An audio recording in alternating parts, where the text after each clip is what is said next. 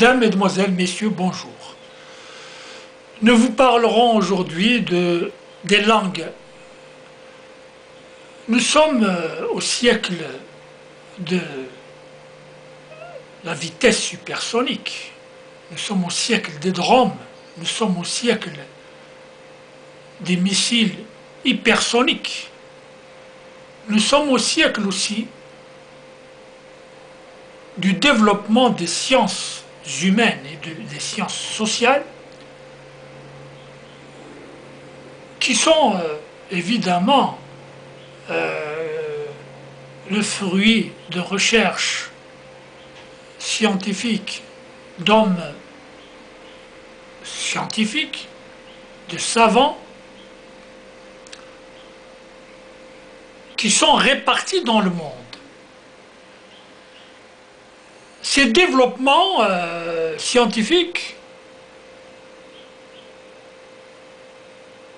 se font, qu'on le veuille ou non, dans un certain nombre de langues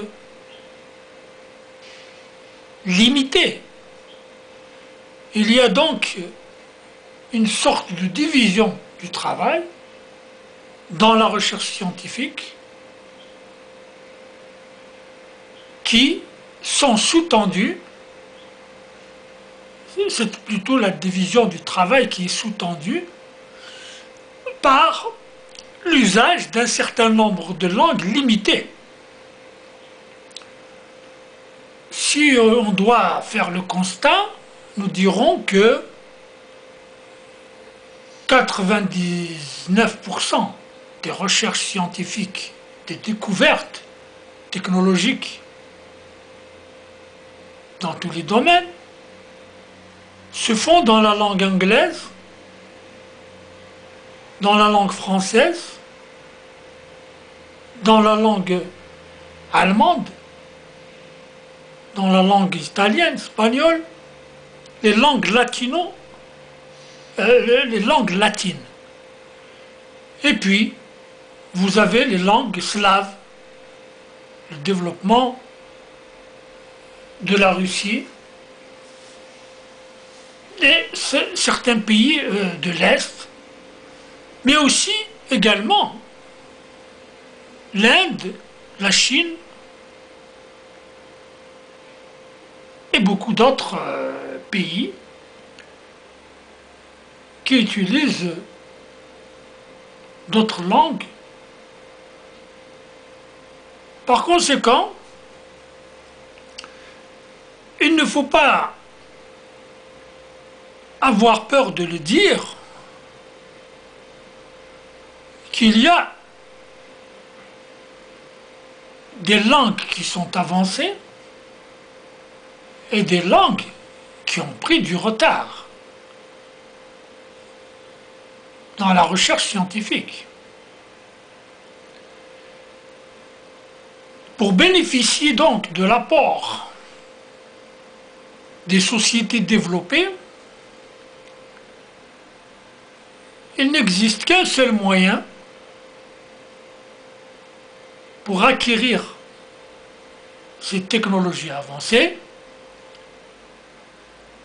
c'est de se mettre à apprendre ces langues.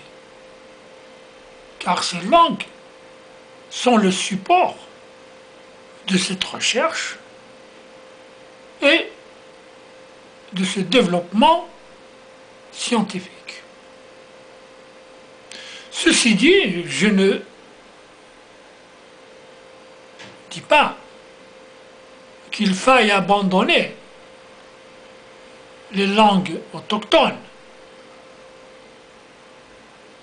Bien au contraire, ces langues permettent d'ancrer le développement technologique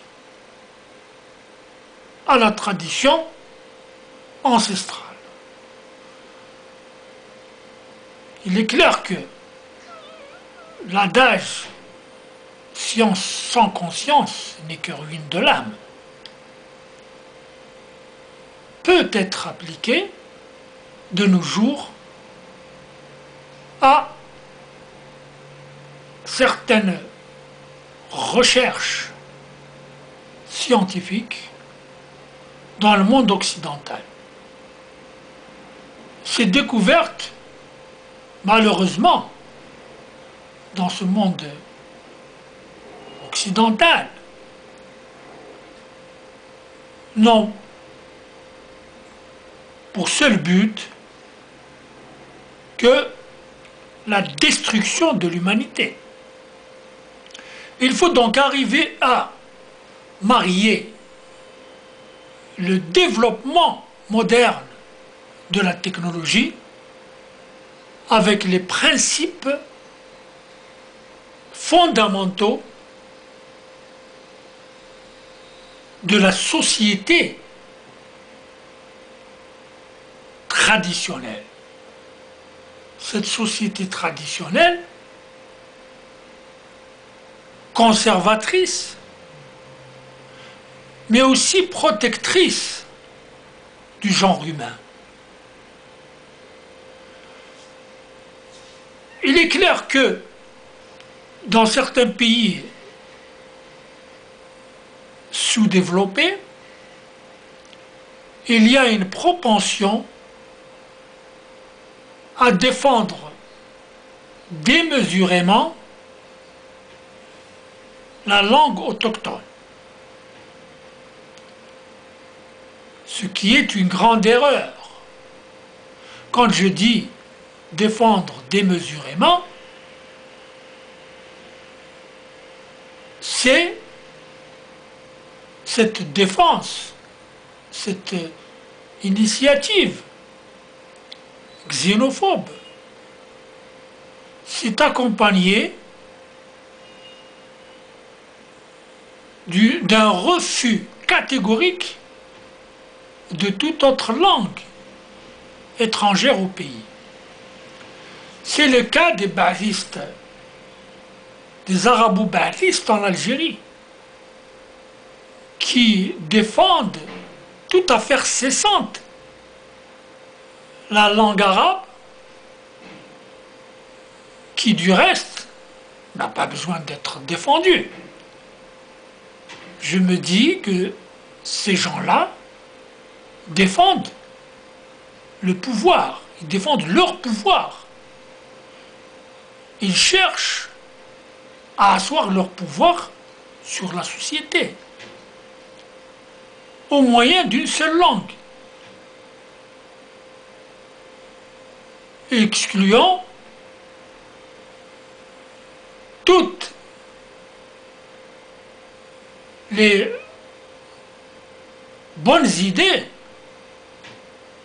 de tout ce qui n'est pas l'émanation de la langue arabe. Or, force est de constater aujourd'hui